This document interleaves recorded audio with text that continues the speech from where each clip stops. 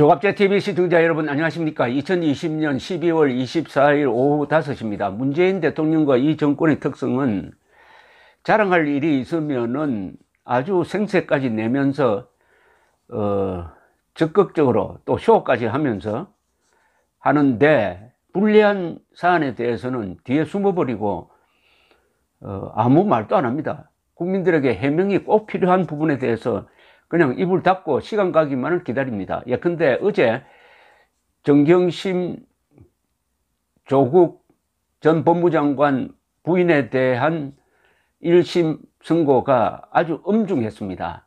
징역 4년 그리고 벌금이 5억 원이나 됐습니다. 그리고 법정 구속됐어요. 검찰이 기소한 내용이 대부분 그대로 사실임이 인정되었습니다. 그리고 이 입학 서류를 위조, 허위 작성 등으로 위조란 말이 들어갔습니다. 위조. 조국 법무장관도 위조, 부인도 위조. 아니, 장관 부인 부부가 위조 경쟁을 하듯이 했습니다. 그러면은 문재인 대통령은 이 사람이야말로 검찰개혁의 가장 적임자고 양식 있는 법학 교수라고 하면서 중용했던 데 대해서 뭔가 설명이 있어야 될 것 아닙니까? 그동안 사람을 잘못 봤다든지 윤석열 총장을 이것 가지고 이 지경으로 만든 데 대해서 미안하다든지 뭔가 의견 표시가 있어야 되는데 없습니다. 이거는 구멍가게를 운영하는 사람도 이렇게는 하지 않습니다. 국민들에 대한 보고 의무가 있는데 이 공사를 완전히 그르치고 있습니다. 공과 사를 구분하는 게 우리 전통적인 한국의 지도자의 덕목으로 여겨져 왔습니다. 공과 사를 구분하는 거. 문재인 대통령은 공정하고 정의롭고 운운하지만은 자신과 관련되는 일에 대해서는 지극히 퍼블릭 마인드가 실종된 모습을 보여주는데, 최근에 백신 사태도 마찬가지입니다. 이 백신을 확보하지 못한 데 대한 변명거리로 요새 나오는 게, 문재인 대통령은 확보하라고 지시를 했는데 아래 사람들이 제대로 하지 않았다 하다가 요사이는 질병관리청이 이 백신 확보의 최종 책임자였다.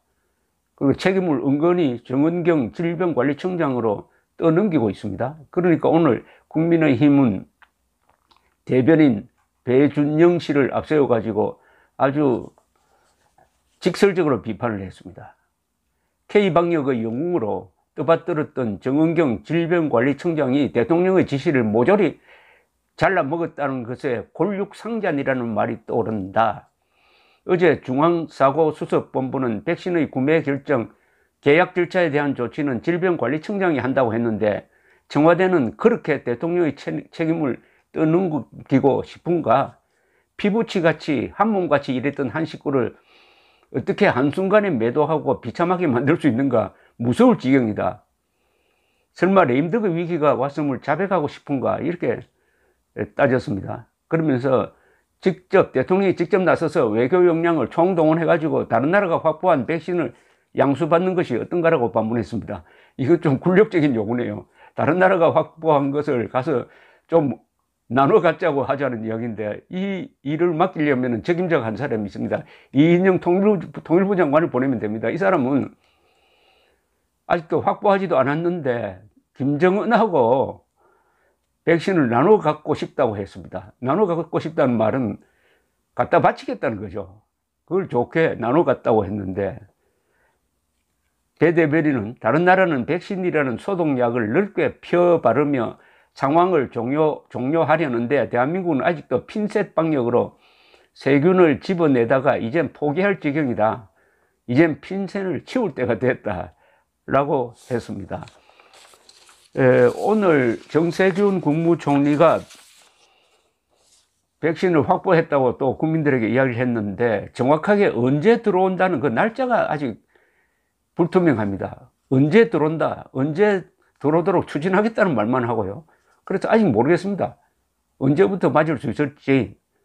또 아스트라제네카처럼 영국의 이 백신은 아직도 말하자면 성능 시험이 아직 끝나지 않았어요. 그래서 사용 승인도 받지 못했는데 여기에 상당히 목을 메고 있는 모습입니다. 오늘 정 총리는 중앙재난대책본부 회의에서 이런 이야기를 했습니다. 영국, 미국 등 여러 나라에서 코로나19 백신 접종이 시작되었다. 대부분은 백신이 절박한 나라들이다. 우리 정부는 먼저 접종된 백신이 실제로 안전한지 효과는 충분한지 면밀히 들여다보면서 우리 국민들께서 가능한 한 빨리 그리고 안심하고 접종을 받으실 수 있도록 꼼꼼히 챙기겠다. 끝까지 자기들이 실수했다는 이야기 안 합니다. 그러면서 다른 나라에서 부작용이 있는지 보고 접종 여부를 결정하겠다는 것 같은데, 그런데 이미 계약을 했다는 건 또 뭡니까? 그리고 백신 개발한 나라가 먼저 맞고 절박한 나라가 먼저 맞고 우리나라는 아직 여유가 있으니까 천천히 맞아도 된다, 이런 이야기인데 그렇습니까? 뉴질랜드, 캐나다, 뭐 이스라엘도 지금 맞기 시작했잖아요. 또 정 총리는 또 이런 이야기 했습니다. 백신 구매의 법적인 권한은 질병관리청에 있습니다만 백신만큼은 한 부처의 일이 아니라 정부 전체가 책임진다는 각오로 임하고 있다. 여기도 마찬가지네요. 질병관리청에 떠넘기고 있습니다. 아니, 질병관리청이 외교 역량이 없는데 이 외교가 뒷받침해야 될 이런 문제에 질병관리청이 어떻게, 지금 세계적 경쟁이 붙어 있는데 백신을 확보할 수 있겠습니까? 그럼 외교부는 뭐 하는 동네입니까? 지금 외교부는 이게 안보 문제 아닙니까? 그러면 청와대에 있는 뭡니까? 국가안보위원회를 조직을 해야죠. 대통령이 주재해야죠. 대통령이 해야 될 일 아닙니까? 이게 대통령이 직접 나서야 됩니다. 그러니까 대통령의 실력을 한번 국민들한테 보여주기 바랍니다. 백신 하면은 인터넷에서 백신을 개발해가지고 유명해진 이 백신 전문가인데 또 다른 백신 전문가죠. 안철수 국민의당 대표가 빠질 수 없습니다. 이분은 서울시장 후보로 나오기로 결심한 이유가 문재인 대통령이 백신에 대해서 거짓말을 하니까 도저히 참을 수 없어가지고 출마하게 됐다고 이야기를 했습니다. 오늘 국민의당 대표는 국회에서 열린 최고위원회에서 이렇게 이야기를 했습니다. 백신을 개발한 나라들이 먼저 접종할 수밖에 없다는 가짜뉴스를 대통령이 나서서 퍼뜨리지 말라. 확보했다는 4,400만 명분의 백신은 지금 이 순간 어디에 있느냐? 문재인 대통령이 이렇게 대놓고 국민에게 거짓말을 해도 되느냐? 무능한 것보다 훨씬 나쁜 것은 무능하면서도 정직하지 않는 점이다. 그럼 지금 접종하고 있는 캐나다나 이스라엘이 백신 개발국이냐? 라고 비꼬았습니다. 이 정권이 반성과 사죄를 해도 시원치 않을 판에 백신 확보를 못한 게 국회 탓이고 야당 탓인 양 사실을 호도하고 책임을 넘기려 하고 있다. 국민의 생명과 안전에 이렇게 무능하고 나태한데 거짓말까지 한다면 대통령 자격이 있는지 묻지 않을 수 없다. 등등. 흔히 우리가 세월호 사태 때 박근혜 전 대통령이 마치 살릴 수 있는 생명을 못 살렸다는 식으로 막 트집을 잡고 했는데, 이번에 이 문재인 대통령이 백신을 구하지 못한 거, 이거는 이 시간이 늦어질수록 살릴 사람을 못 살리는 것으로 귀결되니까 이 경우에는 그 말이 맞습니다. 백신을 늦게 확보해가지고 국민들이 살 사람이 죽어가고 있다라고 비판을 해도 이것은 과학적으로 맞습니다. 박근혜 대통령이 수습에 늦게 나서는 바람에 세월호에서 살 사람이 죽었다는 말은 그것은 거짓말입니다. 문재인 대통령이 백신 이 사태를 맞아가지고 이제 대가를 치르게 됐습니다. 무슨 대가냐? 코로나를 정치화해가지고 이걸 선거에도 써먹고, 지난 8월 광화문 집회를 코로나 확산 주범으로 몰아세워서 지지율 급락에 제동을 거는데도 써먹었습니다. 2번 성공을 했어요. 그러다가 이번에 3번째 하려고 하다가 딱 걸렸습니다.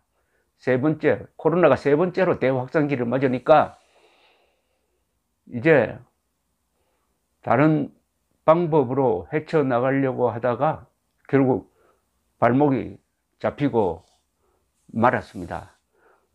서양 격언에 정직이 최선의 정책이란 말이 있습니다. 정직이 최선의 정책이다. 정직하게 하면은 욕을 먹더라도 결국 돌파가 된다. 그러나 거짓말 하기 시작하면은 조국, 정경심 두 사람이 잘 보여주고 있습니다. 결국 그 거짓은 한 번으로 끝나지 않고 거짓이 거짓을 불러서 결국 거짓의 산이 만들어지고 거기에 압사하는 수가 있다. 거짓이 최선의 정책이다.